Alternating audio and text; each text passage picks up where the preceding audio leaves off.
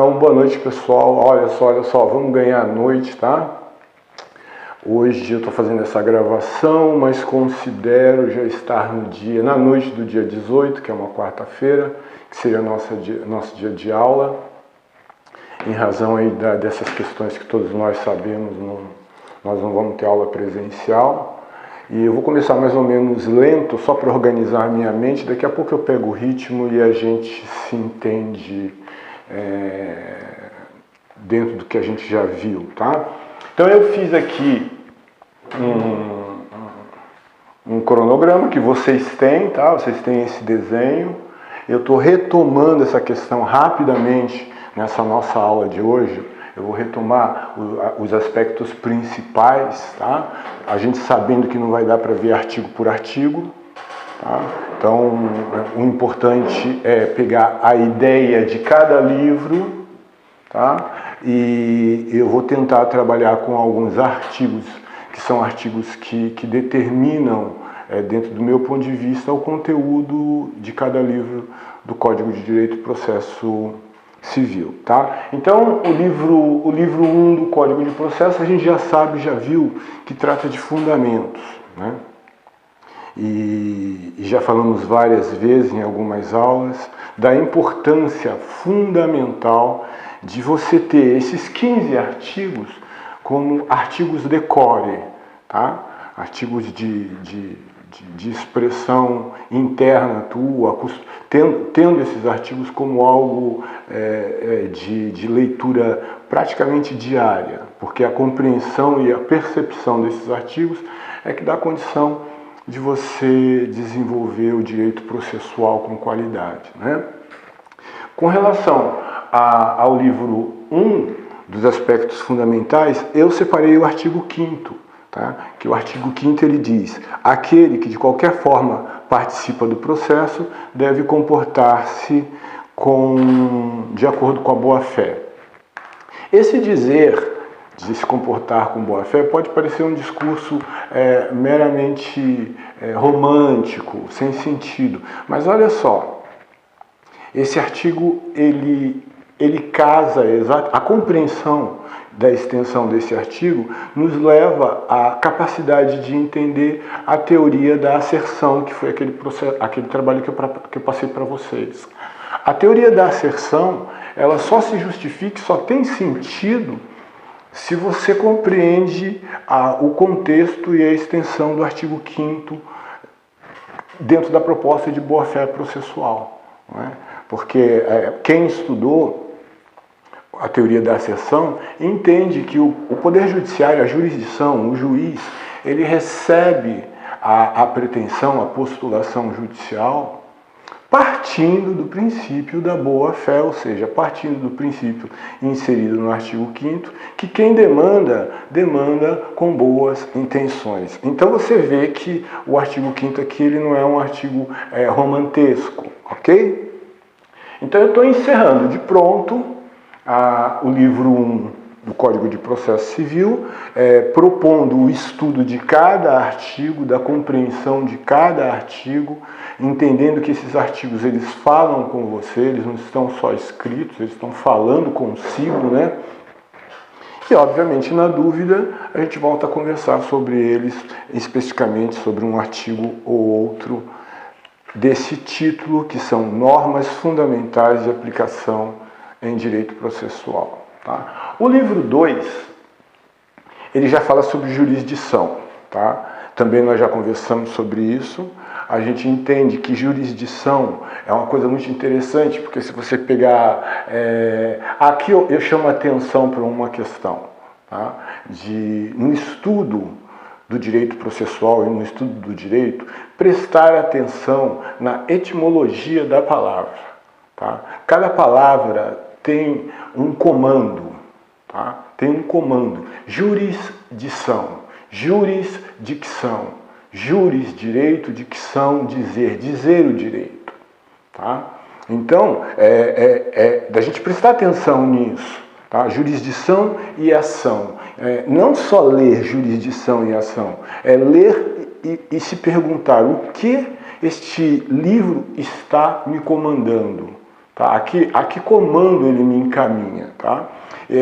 O livro 2, ele te encaminha para a ideia das dimensões do Estado na expressão jurisdicional. Então, se você pensa assim, poxa, mas o meu professor falou que jurisdição é dizer o direito. Sim, essa é uma dimensão da jurisdição, dizer o direito. Tá? É uma dimensão, mas existem várias outras dimensões, né? O Estado, com o poder de fazer, realizar o direito, ele diz e ele também faz. Só que para ele fazer, não só dizer, para ele fazer direito, para ele concretizar o direito, ele precisa se organizar.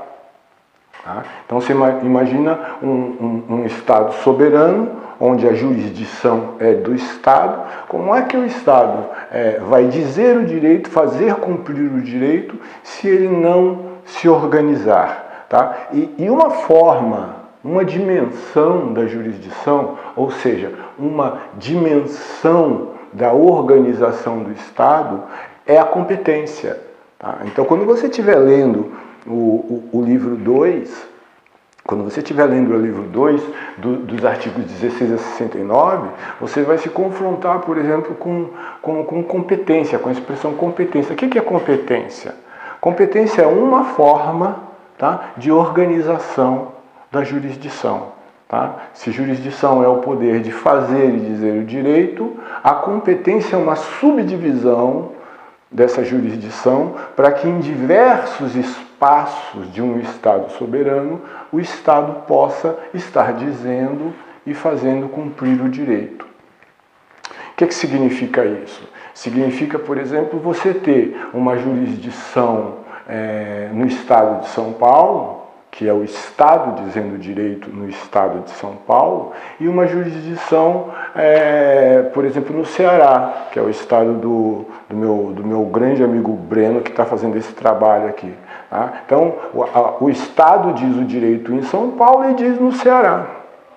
Com a mesma força, com a mesma intensidade. É a mesma jurisdição dividida em duas competências. Tá? Então, olha uma outra dimensão da jurisdição, que é a competência. Mas a gente pode desmembrar mais ainda. Tá? A gente pode desmembrar, por exemplo, o juiz de São Paulo. O juiz, quando o juiz, não como figura física, mas como representante do Estado, o juiz de São Paulo, ele tem uma competência jurisdicional para fazer, cumprir e dizer o direito em São Paulo. O juiz do Estado do Ceará, ele tem o poder jurisdicional de fazer e cumprir o direito no Estado do Ceará. E aquele juiz do Ceará não tem competência em São Paulo. E o juiz de São Paulo não tem competência no Ceará. Tá? Então, em resumo, é necessário entender que jurisdição possui várias dimensões. Tá? Dimensão tanto de força, como de organização, como de distribuição de poder, como de atuação nos conflitos. Por exemplo, você tem a jurisdição de um juiz de família, você tem a jurisdição de um juiz da infância e da juventude, você tem a jurisdição de um juiz penal. Tudo isso são competências, tá? E a leitura desses artigos, dos 16 a 69, vai nos colocar de frente com essas questões. E também com a questão da ação, né? Da ação em si. A ação, ela só existe, a ação como um exercício de direito, ela só existe porque existe um espaço antecedente jurisdicional que a recebe. Né? Então também tem uma outra dimensão particular e peculiar da jurisdição, que é referente à ação. Por exemplo, você tem ação de família, você tem ação que envolve criança e adolescente, você tem ação de falência. As ações também se comportam dentro de um quadro jurisdicional. Tá? E por último, não a última dimensão, mas o último comentário que eu faço de uma dimensão da jurisdição que eu acho muito importante, é quando o Código de Processo Civil, dentro desse caráter jurisdicional, ele indica especificamente qual é o juiz e qual é o local aonde pode perpassar, onde pode ser postulado uma ação. Tá?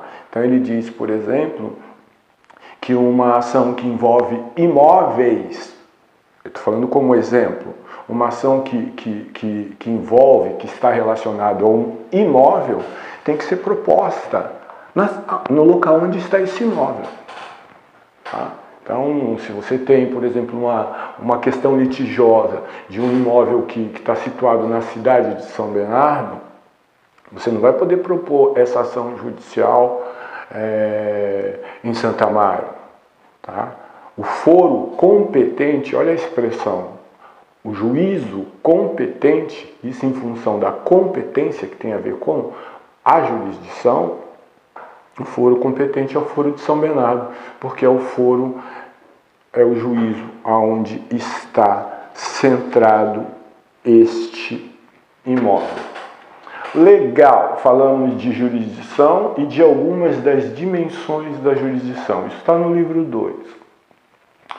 O livro 3, ele fala dos sujeitos, das partes e da capacidade processual. Ele começa lá no artigo 70. Vê que a gente está dando um pulo bom aí, hein? Ele começa lá no artigo 70. E ele começa interessante já no artigo 70, fundamentando o seguinte, que toda pessoa, tá? Toda pessoa que se encontre no exercício de seus direitos tem capacidade para estar em juízo. Esse livro ele é muito interessante porque ele traz a ideia de capacidade jurídica, né? Capacidade jurídica. Então, toda a pessoa no exercício dos seus direitos tem capacidade, tá, de estar em juízo. Agora, eu queria que prestasse bastante atenção. Eu estou falando com você, Sandra, pensa que eu não estou te vendo. Da gente estabelecer a diferença entre capacidade de estar em juízo e capacidade postulatória. Tá? Existe uma diferença. A capacidade de estar em juízo, ela está descrita no artigo 70, e a todos, no exercício do seu direito, ela é possível. E nós já conversamos que aquelas pessoas que não têm plenitude do exercício dos seus direitos, elas podem ser assistidas, tá? Através de institutos como a tutela, a curatela e a representação. Né? Isso é capacidade processual. Todos têm capacidade processual. E eu volto a dizer, dando só como exemplo, a pessoa que tem uma insanidade mental, ela tem capacidade processual. Tá? Ela tem a capacidade de estar em juízo. Agora, a sua limitação física faz com que o próprio direito estabelece regras, isso a gente encontra, tá, nos artigos, por exemplo, o artigo 71, que diz assim, ó, o incapaz será representado ou assistido por seus pais ou tutores. Então, todas as pessoas têm capacidade de estar em juízo. Tá? Toda a pessoa tem capacidade de estar em juízo. Agora, algumas pessoas, a capacidade ela é exercida juridicamente por uma representação, em função de uma limitação de natureza física ou de natureza mental, psicológica. Isso é capacidade processual. Tá? Agora eu estou falando com você da capacidade postulatória, que é diferente. Capacidade postulatória vem de postular, postulare, né? É postular. Essa capacidade postulatória quem tem, por exemplo, é o advogado, é o Ministério Público, é o promotor público, é o defensor público. Tá? Então, a capacidade postulatória, eu preciso que vocês estabeleçam essa diferença, porque de certo eu vou cobrar isso. A capacidade de postular, é diferente da capacidade processual. Tá? O artigo 70 ele está falando da capacidade processual. Tá? Interessa também, dentro desse livro 3, a gente... Eu vou deixar de dar tanta atenção para os deveres, né, que está no livro 3, dos deveres das partes e dos seus procuradores, porque nós já vimos isso em sala de aula, né? Por exemplo, o artigo 77 fala: além de outros previstos neste Código, são deveres das partes seus procuradores, né, daqueles que têm capacidade postulatória, ou seja, dos seus procuradores, e de todos aqueles que, de qualquer forma, participaram do processo, expor os fatos com verdade, com lisura. Isso também é componente importante, substancial, mas a gente já viu em sala de aula. Eu cito aqui, ainda nesse livro, o artigo 78, né, que eu acho importante a gente colocar como uma referência deste livro. O artigo 78 do Código de Processo Civil, ele diz que é vedado às partes e aos seus procuradores, aos juízes, aos membros do Ministério Público, da Defensoria Pública e de qualquer pessoa que participe do processo empregar expressões ofensivas de forma escrita ou verbal. Eu vou repetir esse artigo, tá? O artigo 78, ele está no capítulo que fala dos deveres das partes e de seus procuradores.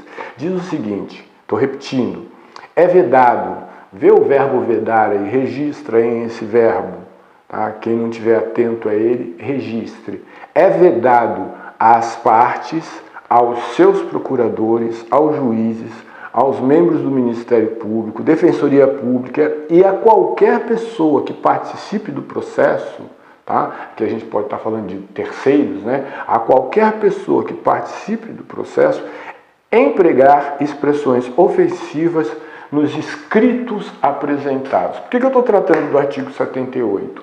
Porque essa é uma disposição de lei, tá? Que para alguns pode ter um sentido moral, mas é um comando. Tá? É um comando legal, tá? da vedação do uso de expressões ofensivas.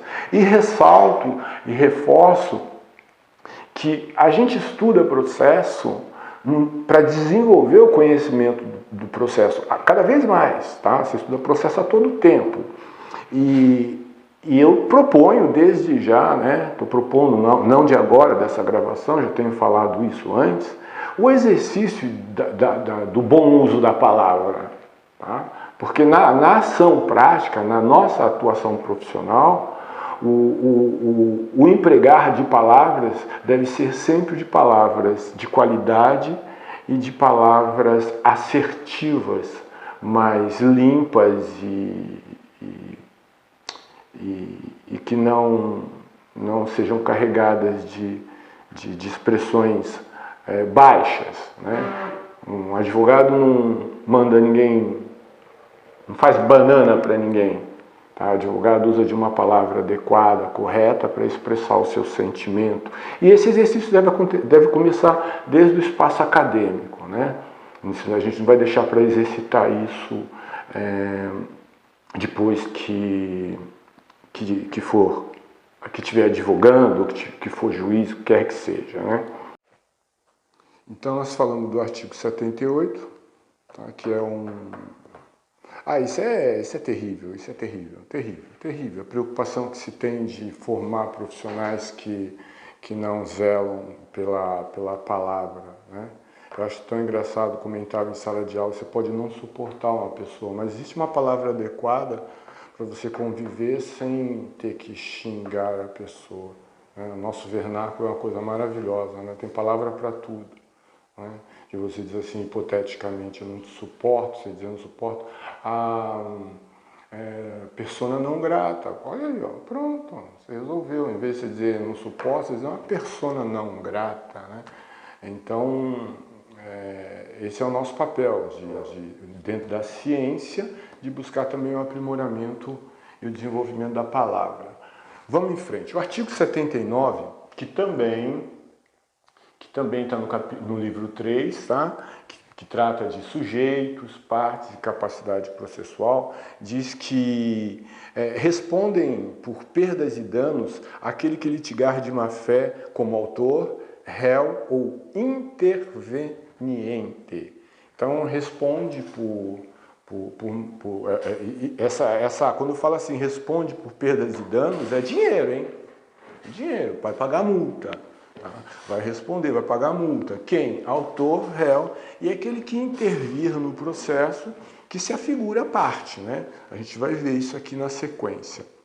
Tá? A questão da litigância de má-fé no direito processual civil corresponde à multa. A multa. Tá? É uma seção da responsabilidade das partes e por dano processual. Hipoteticamente, o sujeito que... Agora, nem tanto que a gente trabalha com processo eletrônico, mas houve época que a parte pegava o processo físico, um processo físico, e sumia de má-fé, né? Isso gerava, e gera ainda hoje, porque ainda tem processo eletrônico, processo físico, né? Mas gera um prejuízo sujeito a multa e, no caso de advogado, até representação na ordem dos advogados, né? Outro aspecto que é muito importante, extremamente importante, meus alunos devem ler com muita atenção, que é do artigo 82 até o artigo... estou repetindo, do 82 até o 97. Óbvio que eu não vou lê-los todos e vou só falar do que se trata, tá? Essa seção que trata das partes, né? Da capacidade processual e dos sujeitos, ela trata de honorários advocatícios, das despesas processuais, né? E eu já disse em aula, volto a repetir, que o Código de 2015 trouxe um avanço muito grande e um caráter de respeitabilidade e de honradez para a profissão da advocacia, né? Hoje é determinação legal. Quem sucumbe, e vejam o verbo sucumbir, tá? Quem sucumbe no processo tem o ônus, veja, ônus, o ônus de pagar os honorários para o advogado que venceu. Essa é uma introdução declarada, porque isso às vezes ficava na jurisprudência, decisões dos tribunais. Hoje não, hoje a lei diz o seguinte: quem perder processo vai pagar honorários para o advogado da parte que venceu. E o que pode parecer uma mesquinharia não é. Isso aqui é uma seção do Código de Processo Civil que reconhece uma atividade profissional. Tá? Aí tem um aspecto muito interessante também. Então eu encerro a questão dos honorários, muito embora seja importante estudá-los artigo por artigo, né? Que vai entender que você recebe honorários no mínimo de 5%, no mínimo de 10%, no máximo de 20%, as razões pelas quais isso acontece, tudo está descrito nesses artigos que falam sobre honorários.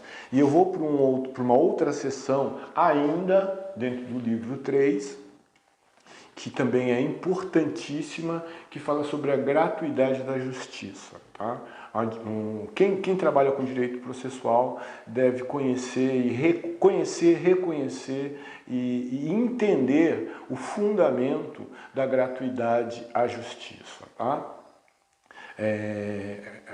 A grosso modo, falando de uma forma bem simples, a gratuidade da justiça é um instituto que permite que de fato se exerça a cidadania. Tá? Ou seja, que de fato um sujeito, seja ele quem for, rico, pobre, meio pobre, miserável, ele tenha a possibilidade do exercício postulatório, do exercício de reclamar a jurisdição, a proteção do Estado, né? A justiça gratuita vem dos artigos 89 até o 102, e eu faço aqui uma chamada, e se estou fazendo um chamado, eu posso cobrar esse chamado, né, de que o fundamento da justiça gratuita vem do artigo 5º da Constituição Federal. Tá? O artigo 5º da Constituição, cadê ele? Está aqui. Tá? A Constituição Federal, vamos lá no artigo 5º, rapidinho. Aqui, artigo 5º. São dos direitos, olha lá. Tô falando, agora eu estou com a Constituição aqui, tá? Ó, são direitos e deveres individuais e coletivos. Mas o título é Direitos e Garantias Fundamentais. O artigo 5º diz que todos são iguais, todos, o gordo, o magro, o branco, o negro, o pobre, o miserável, todos são iguais perante a lei. Esse é o artigo 5º. E olha o que fala o inciso 34. São a todos assegurados, independente de pagamento de taxa, o direito de petição aos poderes públicos. Então, tá? Como é que um pobre, um desvalido, aí, um desgraçado, vai exercer a sua cidadania se ele não tem como pagar taxas, custas? Então vem o Código de Processo Civil e estabelece a justiça gratuita para que a pessoa, para que esse sujeito, seja ele quem quer que seja, tenha condições de exercitar os seus direitos de cidadão. Então, essa seção da justiça gratuita é importantíssima. Dizendo, reforçando mais uma vez, que, sim, uma particularidade, tá? O artigo 89, também que fala, dentro da seção da justiça gratuita, diz assim: o pedido de gratuidade de justiça pode ser formulado na petição inicial, na contestação, ou seja, quando você dá entrada na ação, quando você se defende da ação, quando você entra no processo como terceiro. E o parágrafo 4º desse artigo diz o seguinte: a assistência do requerente por advogado particular não impede a concessão de justiça gratuita. Ou seja, o fato de uma pessoa ter um advogado particular, porque ele confia nesse profissional, não exime, não tira a possibilidade dele pleitear a justiça gratuita. Tá? O título 3, ainda do livro 3, fala sobre os procuradores. A parte será sempre representada em juíza por seus procuradores, advogados, promotores de justiça. Deem uma lida. E depois a gente conversou também sobre sucessão das partes de seus procuradores. Esse é um artigo interessante, é um conjunto de artigos interessantes, sucessão das partes de seus procuradores, que são situações onde, por exemplo, o autor falece, o réu falece, o advogado desiste da ação, ou o advogado é excluído do processo. Como que isso funciona processualmente? Isso está nos artigos 108 a 112. Tá? Nós estamos começando então agora um outro título, que nós já falamos em aula também, que é o do litisconsórcio. Tá? Litisconsórcio. Então, litisconsórcio, litisconsorcial, litisconsorte são expressões que envolvem a questão desse título 2. Litis, nós já falamos o que é. Lit é demanda. Tá? Consórcio é estar, é caminhar junto, é estar com. Então litisconsórcio é quem está num processo junto com alguém. Tá? Não é contra alguém, é junto com alguém. Hipoteticamente, Pedro e Maria se unem em consórcio para propor uma ação contra João. Litis, demanda consorciada. Tá? Diz o artigo 113, 2 ou mais pessoas podem litigar no mesmo processo em conjunto, ativa ou passivamente. Tá? Então tem a forma passiva também. Maria e José criaram uma situação para Pedro e Pedro propõe uma ação contra Maria e José. Então Maria e José são litisconsortes passivos, né? São os réus do processo. Tá? Leiam, litisconsorte está no artigo 113 até o 118. Tá? Eu faço uma observação aqui, que quando eu digo leiam, vocês sabem muito bem que nós estamos retomando uma matéria, tá? Retomando uma matéria de semestre passado, por isso esse leiam, né? O que eu estou tentando fazer é dar clareza do tema, tá? Ou se não a clareza, o caminho para o tema. Vai ter que ler, tá? Senão a gente vai ficar estudando, todo semestre ficar estudando a mesma coisa. Agora o título 3... O título 3, o título 3 é muito interessante, que é da intervenção de terceiros, tá? Então eu volto a falar para vocês, não esqueçam, depois a gente vai ver como, que tem um trabalho sobre litisconsórcio que eu pedi, litisconsórcio necessário, unitário, e o litisconsórcio assistencial e o simples. Wesley sabe disso e vai me ajudar a cobrar isso, tá, Wesley? Não pense esse pessoal que porque a gente está nessa manha da lasanha que não tem trabalho para apresentar, não. Eu conto com você para cobrar esses trabalhos que já foram pautados na nossa última aula, tá?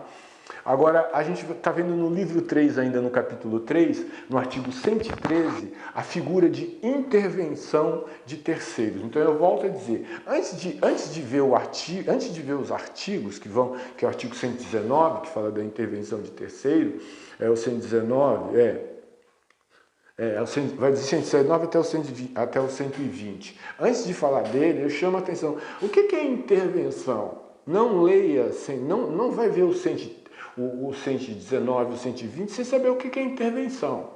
Tá? A etimologia da palavra, eu já falei, às vezes ela te responde a coisa. Tá? Em vez de você ler o artigo, se você conhece o sentido da palavra, você não precisa nem ler o artigo. Tá? Intervenção. Interviere é vir. Olha essa coisa louca. Tá? Se você já tem um processo formado, onde você tem autor, você tem réu, quem entra depois está vindo.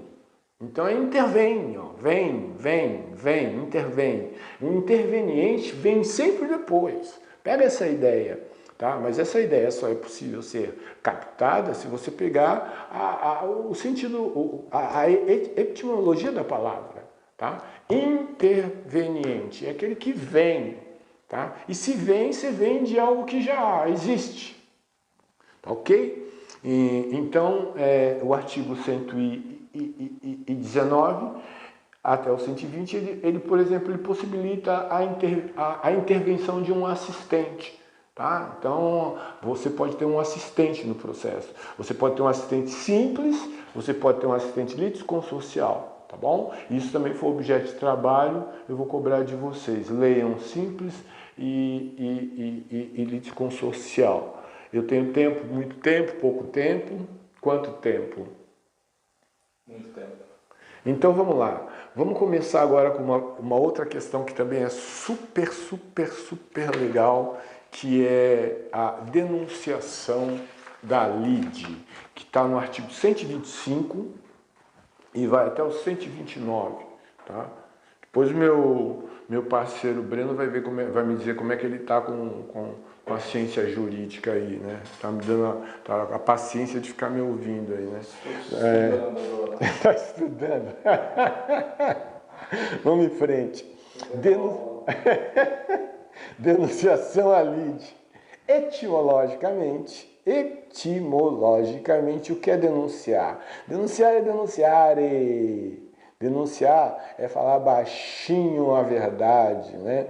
É falar baixinho, levar aquela... Denunciar, o que é denunciar? Eu vou denunciar, cara. Tá? Então, denunciação à lide é uma figura possível, Tá? É uma intervenção de terceiro. A denunciação à lide, então você imagina que já existe um processo, ele já está formado, você tem a figura do autor e do réu. Aí é possível, quando um terceiro for obrigado a entrar num processo, tá? A intervenção ocorre quando um terceiro é obrigado a entrar no processo, porque se ele não entrar no processo, ele pode ter prejuízo, tá?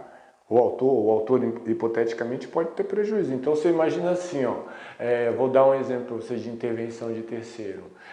Eu compro um carro da Nissan. Tá? E aí eu estou dirigindo e esse meu carro bate num carro de terceiro, de uma pessoa qualquer. Aí essa pessoa qualquer move um processo contra mim. E eu descubro que eu bati o meu carro porque houve uma falha no freio. Tá? Uma falha técnica no freio, que foi culpa da Nissan, que me vendeu o carro. Então eu denuncio a Nissan para participar do processo, tá? Porque se eu tiver insucesso no processo, eu vou cobrar da Nissan, no que a gente chama de ação regressiva. A denunciação à lide é uma figura muito interessante e eu vou repetir. Tá? Se você se envolve numa relação jurídica processual, aonde você está sendo demandado por algo e esse fato tem origem e causa numa pessoa ou numa circunstância, numa pessoa que esteve envolvido com você, é possível você denunciá-la no processo. O exemplo que eu dei do carro é muito claro. Se eu compro um carro com defeito, meu carro bate em alguém me cobra com todo o direito, eu vou cobrar de quem me vendeu o carro com defeito.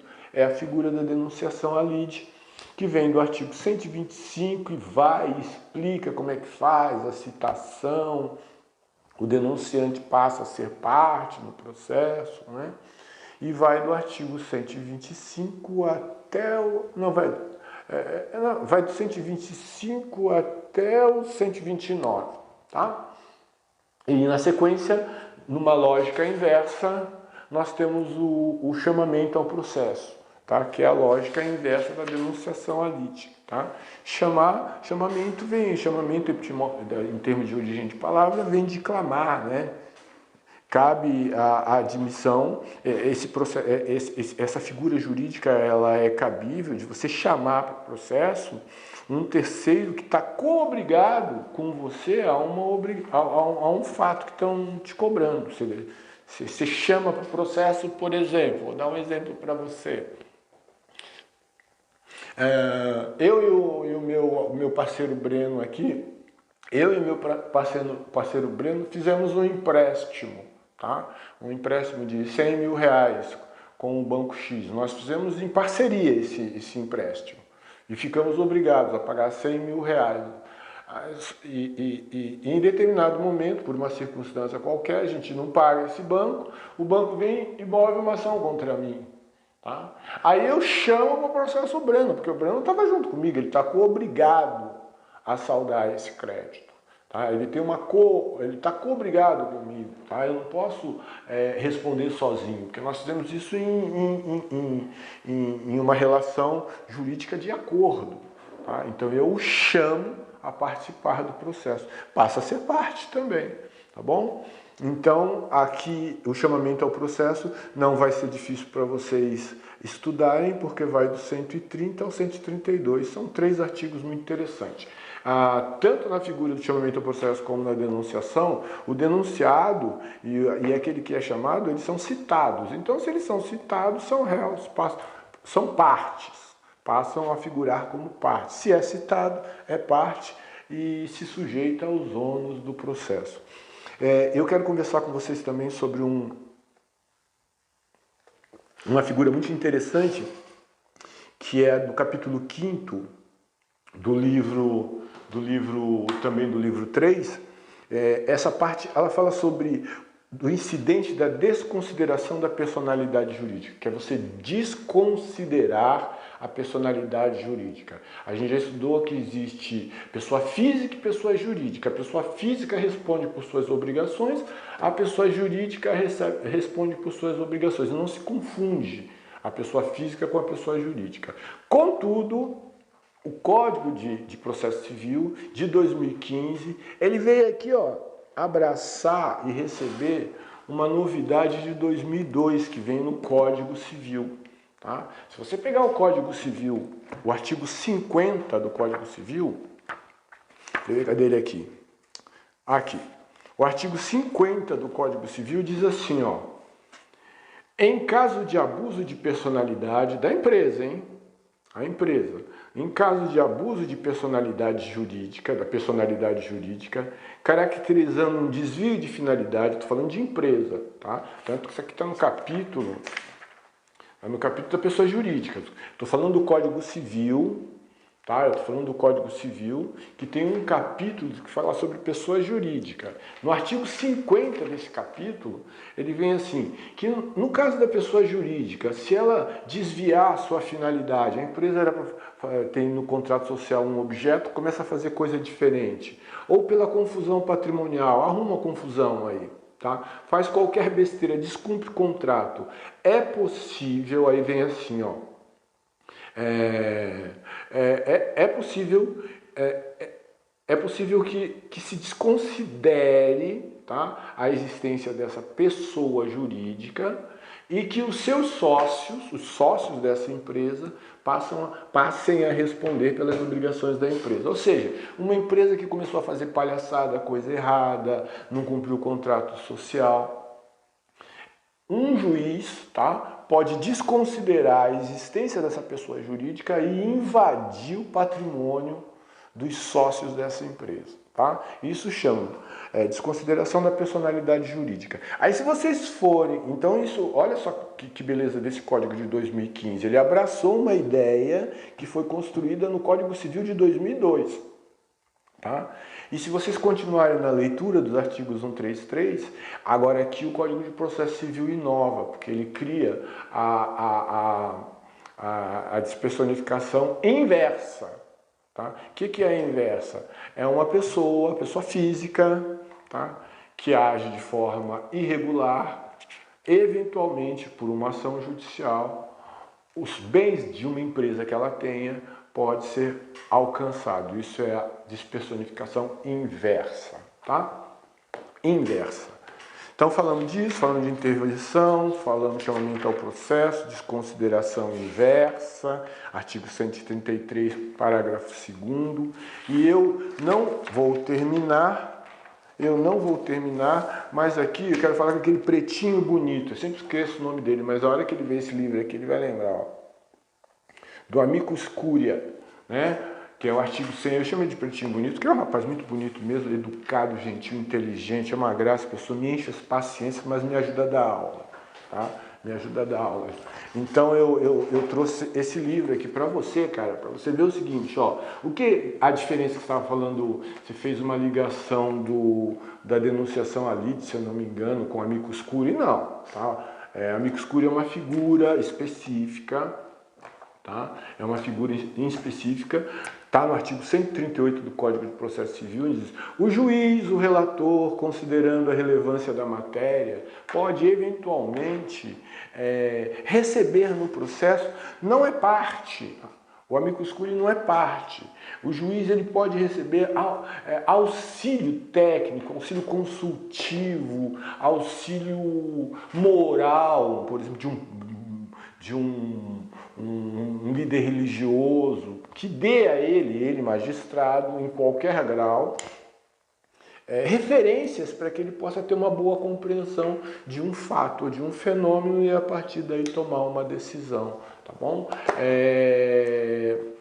Eu só trouxe para vocês aqui, meu aluno, para você e para outros alunos entenderem o seguinte: os temas de direito processual, você fala de qualquer tema, tem autor que escreve. Então aqui é a Isabela da Cunha Bicho, está falando só sobre Amicus Curiae. E ela fala coisas legais aqui, por exemplo, que isso aqui é um instituto que vem desde o direito romano. Tá? Então não é uma figura nova, é nova no nosso sistema jurídico, mas não é uma figura nova no mundo e nas relações jurídicas, tá?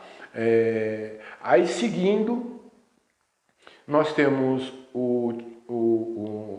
eu não vou trabalhar com vocês isso aqui, porque isso aqui é de leitura autoexplicativa dos poderes e deveres do juiz. Tá? Isso aqui, se você ler, você vai... Não tem nada complexo. 143, por exemplo, estou dando como exemplo para entender o que eu estou falando. O juiz responderá cível e regressivamente por perdas e danos. Não tem o que explicar isso. O juiz é juiz, mas se fizer alguma besteira, ele responderá por perdas e danos. Impedimento, casos em que o juiz está impedido, está no artigo 144. Artigo 145, casos em que o juiz é suspeito. Por exemplo, o juiz ele não pode trabalhar em processo onde o autor ou o réu é amigo íntimo dele. Desnecessário a gente está trabalhando exaustivamente sobre isso. Necessário ler, mas desnecessário a gente ficar falando sobre isso. Aqui a gente está falando sujeitos, partes, sujeitos. Ó. Quais são os sujeitos do processo? O escrivão, olha aqui, é um sujeito. O perito, olha aqui, ó. O escrivão, artigo 150. Os auxiliares de justiça, 149. O perito, 156. São sujeitos do processo. Quem mais? O intérprete, o tradutor, sujeito do processo, 162, artigo 162. O depositário, o administrador, sujeito do processo, tá? 159. Entenda a ideia, são pessoas que trabalham no processo, são sujeitos do processo. E eu já falei, sujeitos de sujeição, todos estão sujeitos a bem servir a jurisdição. Tá? Aí você tem ainda o Ministério Público, você tem a Advocacia Pública e você tem a Defensoria Pública. Depois vocês deem uma lida com atenção para estabelecer bem a diferença entre a Advocacia Pública, tá? Que é do artigo 182, repito, 182, Advocacia Pública, e o 185, Defensoria Pública. Um defende o Estado, município e União, e o outro defende o povo, Defensoria e Advocacia, tá? E a gente entra no capítulo 4º, que é forma, tempo e lugar dos atos processuais. Não vamos ficar muito tempo aqui não, eu separei alguns artigos, tá? É um livro importantíssimo, o livro 4º, hein? Mas eu separei alguns artigos aqui, por exemplo, o artigo 188. Os atos e os termos processuais independem de forma determinada. Os atos e o que se escreve não tem uma forma determinada, exceto algumas circunstâncias que a lei exige. Tá? Os atos processuais e as formas processuais, em regra, eles não têm uma formalidade, com raríssimas exceções. O artigo 190, versando o processo sobre direitos que admitem composição, isso aqui é um ato, ó, versando o processo, tratando o processo, tá? Sobre direitos que admitam composição, é lícito às partes plenamente capazes estipular a mudança no procedimento para ajustá-lo. Então, se for possível, se a lei não obstar, não tiver menor envolvido, não tiver pessoa deficiente, as partes podem se ajustar, obviamente, com a aquiescência do juiz, para estabelecer condições processuais diferenciadas. De comum acordo, 191, de comum acordo, o juiz, as partes podem fixar um calendário para a prática de atos processuais quando for o caso, tá? Então aqui mais um caso de ato processual que de comum acordo e obviamente sempre na direção do juiz é possível se estabelecer alterações que seja conveniente para ambas as partes. Nós estamos falando de ato processual, isso aqui é importantíssimo, ó. Eu não sei como é que vocês vão ver isso aqui. Se eu virar, vocês conseguem ver? A gente alinha de algum modo. Tá, o que eu quero colocar para vocês é o seguinte, o artigo 193 fala de prática eletrônica de atos processuais. Tá? Prática eletrônica de atos processuais, ó. Isso aqui é um processo eletrônico, não tem nada físico, tá? Não tem nada físico. Então esse processo começou, quer ver, olha, em outubro de 19, ó, distribuição, ó, Em outubro de 19. Aqui tem um ato, ó, decisão antecipada, olha aqui, ó, decisão antecipada de tutela. Isso aqui é um ato judicial, tá? Isso aqui é um ato judicial. Ó, petição juntada. Isso aqui é um ato judicial. Eu não sei quem foi que juntou, que advogado juntou, mas foi juntar eletronicamente. Aí vem aqui uma outra decisão judicial, aqui um outro ato. Olha aqui, ó, carta expedida, ó. Carta, que carta? Isso aqui é carta de citação, tá? Isso aqui é eletrônico, tá? Carta de citação. Eu estou trazendo para vocês que há muito tempo eu quero conversar sobre isso com vocês e fica difícil levar na faculdade, mas hoje eu estou tendo essa oportunidade, tá? Então, olha, aqui, olha, esse processo eletronicamente, ele foi distribuído em, olha aqui, ó, distribuição, ó. Tá vendo aqui, ó, distribuição, 8 de outubro de 19, processo eletrônico, tá? Então, o artigo 193, fica comigo, presta atenção. O artigo 193 até o artigo 199 está tratando de processos como esse aqui, ó, processo eletrônico, tá?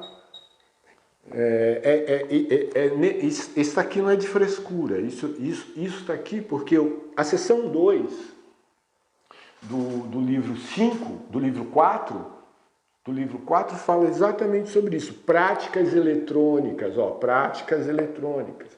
Para você dar entrada nesse processo é eletrônico, tá? Você não vai no fórum, você tem um procedimento aqui, quer ver? Rapidinho. Cá, ó, petição inicial, ó. Queria que vocês prestassem atenção nisso. Aqui eu começo a dar entrada no processo, ó. Por aqui eu começo a dar entrada no processo. Tudo de forma eletrônica. Isso é o que disciplina o artigo 193 até 199. Tá bom? O 203, ainda dos atos processuais, fala dos pronunciamentos do juiz. Fala o que um juiz faz. Tá? O que o juiz faz? O juiz da sentença, o juiz da decisão interlocutória, que vocês sabem o que é, interlocus, o juiz da sentença, decisão terminativa, decisão interlocutória e despachos. Tá? E fora isso, faz mais coisas, ele conduz, ele é o gerente do processo, tá? O juiz é o gerente do processo. Isso está no artigo 200 até o 205, tá? O artigo 206 fala dos atos do escrivão. Escrivão, para quem não sabe, é um auxiliar, é o primeiro auxiliar do juiz. O juiz tem um auxiliar direto, que é o escrivão, tá bom? E vem falando das funções dele, que vem do 206 até o 211. E o 212 é o tempo e do lugar dos atos processuais. Aqui é tempo e lugar dos atos processuais ainda sob uma perspectiva de processo físico, tá? Não processo eletrônico. Fala de dias, de horário, de funcionamento. Aqui, por exemplo, os atos processuais serão realizados em dias úteis. Sim, das 6 às 20 horas. Tá? Isso em fórum físico, em espaço físico. Aqui eu posso trabalhar de madrugada. Aqui, ó. Isso aqui eu posso trabalhar de manhã, 3 horas da manhã eu posso estar fazendo petição, tá? É o que diz o 213, ó, a prática eletrônica do ato processual pode ocorrer em qualquer horário, até as 24 horas, tá? Tá bom? Aí eu saio daqui do tempo e do lugar dos atos processuais, o que vocês devem ler, tá? Se tiverem dúvida, depois vocês chamam a atenção. Aí vem dos prazos. Tá? Aqui, dos prazos, os prazos vão dos artigos 218 até 235. Hoje é dia prefeito de aula para mim, tá? Eu estou considerando aquele cara matexiano, estou olhando a coisa sempre numa dimensão diferenciada, para efeito de aula, quer ver só, hoje é dia 18, para efeito de aula para mim hoje é dia 18, tá? Para as duas turmas, eu quero um trabalho de vocês sobre os prazos, tá? Prazo para advogado é mais ou menos igual a marca-passo. Você perdeu o marca-passo, você vai para o espaço. Então, eu quero de vocês um trabalho sobre os artigos 218 até 235, 218 até 235. Um trabalho que fale sobre prazos só, estou repetindo, um trabalho que fale sobre prazos só sobre uma dinâmica jurisprudencial. Eu quero jurisprudência que fale sobre prazo, tá? Jurisprudência, decisões dos nossos tribunais. Não vem dizer prazo é isso, prazo é aquilo. Eu quero que vocês recolham pelo menos uma jurisprudência que o tema seja prazo processual, tá? E que cite pelo menos um desses artigos, dos 218 até o 235, tá bom? Graças a Deus, eu estou gravando isso, então eu não vou esquecer, tá? A comunicação dos atos processuais. Eu vou falar aqui, eu vou pedir, quanto tempo eu tenho? Tem uns tempos, fica à vontade para... Mas para não... Calma. Tá. Já são 8 até as 22, mas tem uma hora. Tá, então eu queria colocar para vocês o seguinte, o título... Nós ainda estamos na forma, tempo e lugar dos atos processuais. O título 2, capítulo 1, vem disposições gerais, está no artigo 236, assim, os atos processuais serão cumpridos por ordem judicial. Mais ou menos uma redundância, né? Os atos processuais serão cumpridos por ordem judicial. Atos processuais, atos de jurisdição, processo jurisdição, obviamente são cumpridos por ordem judicial. E aí vem quais são esses atos, né? Eu chamo a atenção para a citação, tá? Que está no artigo 238. A citação é ato indispensável no processo, tá? Você pode ter uma ação, tá? Depois eu vou conversar com a Sandra no final sobre isso. Você pode ter uma ação você pode ter. Com a questão das condições da ação, você forma uma ação. Um processo, você só tem um processo instalado se houver citação válida, tá? Se não tiver citação, você só tem uma ação, tá? E se você tiver um processo sem citação, esse processo é nulo, tá? E tudo isso está tratando nos artigos 238, a forma de citação, no 246 vem as formas de citação, tá? E você tem no 260 citação por carta, tá? É uma forma de citação, tá? E no 269, você tem a figura da intimação, que desde já que isso é gravado, eu não preciso me preocupar em ficar falando, né? Vocês vão registrar isso, de estabelecer a diferença entre citação e intimação, tá? A citação é o chamamento do réu para se instalar a lide, tá? É para dar conhecimento ao réu da existência de uma demanda contra ele. Então a citação é sempre contra o réu, tá? Ou réus, tá?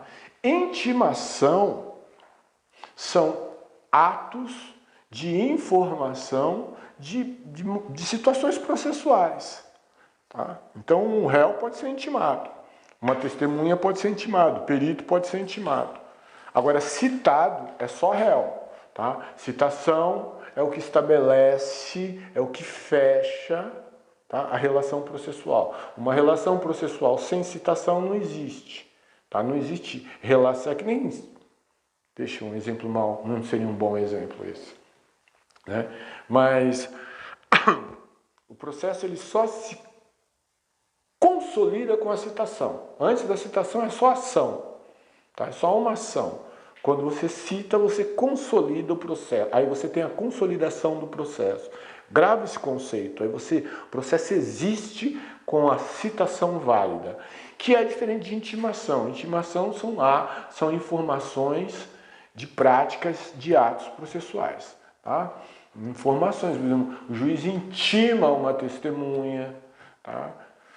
Ok? Isso está no artigo 269 e vai até o 275. E os artigos seguintes, eles falam das nulidades, né? Nulidade com relação à citação, nulidade com relação à citação, à intimação. Leiam também. Da distribuição do processo, artigo 284, título 4º, ainda do tempo, do lugar e dos atos processuais, tá? A distribuição e registro. É o que eu acabei de mostrar para vocês aqui, ó. Aqui, ó, deixa eu ver se eu consigo voltar. Depois que eu faço tudo isso aqui, ó, preencho dados aqui, ó, eu clico aqui um ícone e eu distribuo o processo. Quer ver? Aqui não vai, meu Deus do céu. Deixa estar. Eletronicamente, eu estabeleço a distribuição e o registro do processo, tá? Através de procedimentos aí que não são nada difíceis, são só chatos, tá? E vem explicando isso, distribuição e registro, no artigo 284 até o 290. Tá? O artigo 291 até o 293 fala sobre valor da causa. O que é valor da causa? A gente sabe que o processo tutela todo bem de valor. Todo bem de valor. O processo não tutela extraterrestre.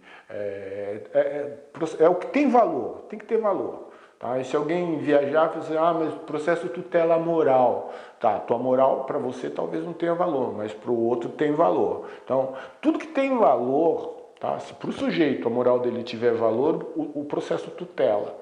E quando você vai dar entrada numa ação, por exemplo, numa ação moral, presta atenção, numa ação moral, dependendo do sujeito, ele vai dizer assim, o valor da minha causa é R$1.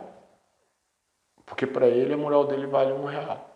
Tá? O sujeito vai dizer assim, o outro sujeito, o valor da minha ação, numa questão moral, tá? Numa questão eminentemente moral, tá? É de R$10 milhões.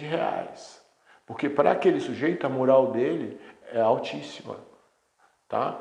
Então, um celular, qual é o valor do celular? O computador, tudo tem valor.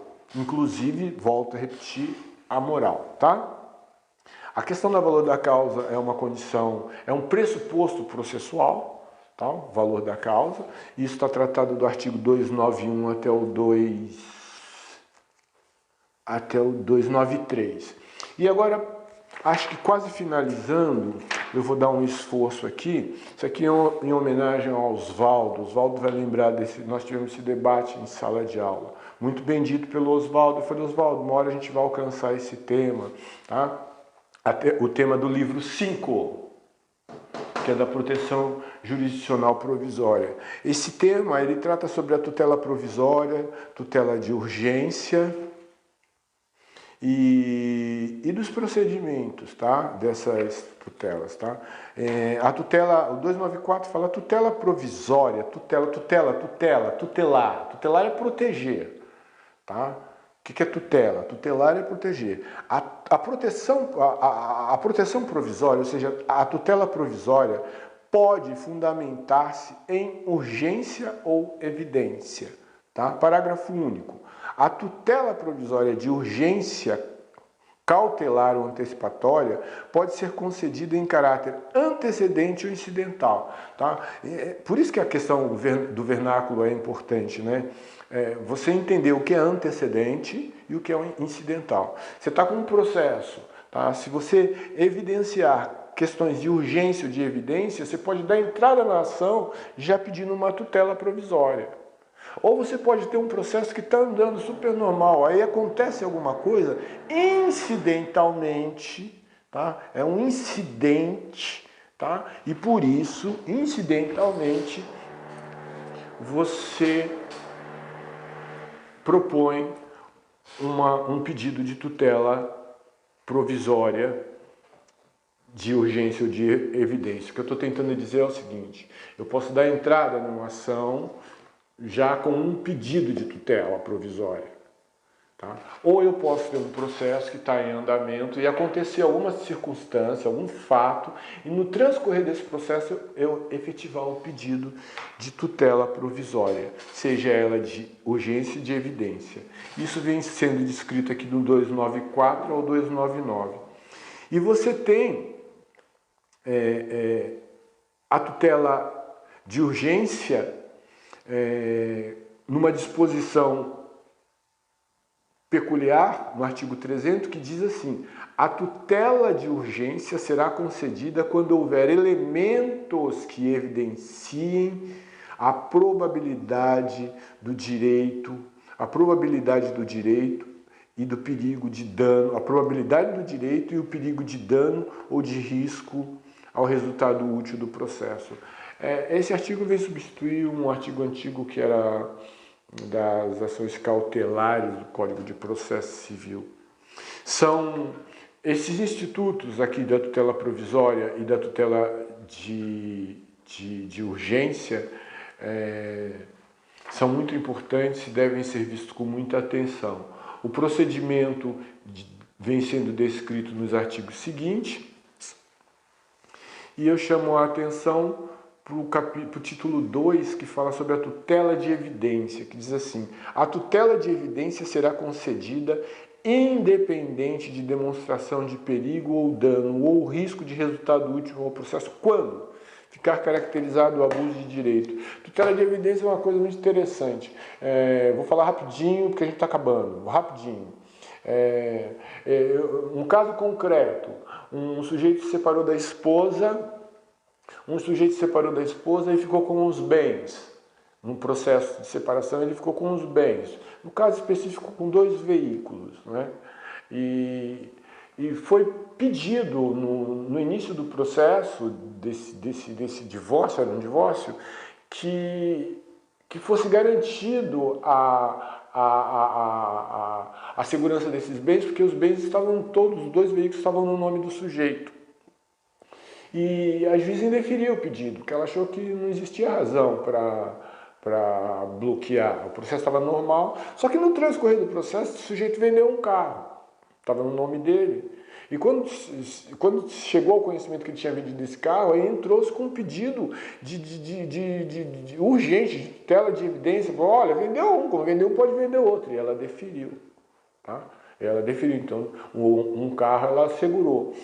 Nesse exemplo que eu estou dando, olha aqui, a tutela de evidência será concedida independente de demonstração de perigo, de dano ou de risco resultado útil ao processo, quando ficar caracterizado o abuso de direito. Tá?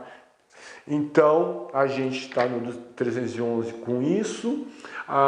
Eu preciso só não mais que 5 minutos para falar com vocês sobre o livro 6. Formação do processo. Livro 6, formação do processo. Considera-se proposta a ação quando a petição inicial for protocolizada. Considera-se proposta a ação, está proposta, tá? Está proposta a ação quando a petição inicial for protocolizada, registrada. Aqui, entrou aqui, puf. Aqui, está registrado, Quer ver o registro? A distribuição, está aqui, tá? Considera-se proposta a ação. Essa ação está proposta, Tem um número de processo e tem uma data de distribuição. Agora, pega a ideia, Considera-se proposta a ação quando a petição inicial for protocolada. Está aqui. Todavia, entretanto, a propositura da ação só produz quanto ao réu, tá? Os efeitos mencionados depois que ele for citado. Entendeu? Isso aqui, eu propus a ação. Só que tem um réu aqui. Se ele não for citado, não vale nada. Tá? Por que eu estou dizendo isso? Olha o título, formação do processo. Como é que o processo se forma? Com a ação. Como é que ele se consolida? Com a citação do réu. Tá? Isso é o que diz o 312. Agora olha o 313. Suspende-se o processo. Eu vou falar só um, tá? São questões dessa natureza. Então você tem um processo, como é que ele se suspende? Suspende pela morte ou pela perda da capacidade processual de qualquer das partes, tá? O processo se suspende pela morte ou pela capacidade processual de uma das partes. Por que eu trouxe esse livro aqui? Vocês lembram que eu falei de prejudicialidade? Essa edição aqui, ó, o professorzinho de vocês aqui fazia faculdade ainda, olha só, 1988. E o professor falou em prejudicialidade, eu não sabia o que era. Isso aqui é uma questão prejudicial, ó, que suspende o processo, tá? A incapacidade de uma das partes no transcorrer do processo cria uma... O que é? Olha o exemplo que o autor dá, Antônio Scarenzi Fernandes. Olha aqui, espero que me escutem bem. Quando uma ação de alimentos é contestada, em uma ação de alimentos é contestada a paternidade, há aí uma relação de prejudicialidade entre duas questões, a paternidade e o direito de alimentos. Ou seja, se você não definir se o sujeito é pai, tá? Não tem como discutir a questão dos alimentos, é uma questão prejudicial. Estou sugerindo, compra um livro, num sebo, 7, 8 reais. Ó. Isso aqui vai dar um conhecimento para vocês fora de série. Então, o processo se suspende em razão de questões ou fatos prejudiciais. Tá? É isso que está no artigo 313 e vai até o 314. Não, e vai até o 315. Agora eu acabo com o título 3, ainda do livro 5, que leva o título de A Extinção do Processo. A extinção do processo dá-se por sentença. Oh, meu Deus! Tá? O 317 é uma continuidade. E eu desejo para vocês, meus queridos, uma boa noite. Tá? A partir da próxima aula, nós vamos entrar em processo de conhecimento. Tá? Processo de conhecimento como eu já falei, é a coqueluche dos processualistas. Agora, processo de conhecimento pressupõe você ter o domínio do livro 1, 2, 3, 4, 5. Ok? Deus abençoe vocês. Obrigado, Breno. Disposição. Acabou.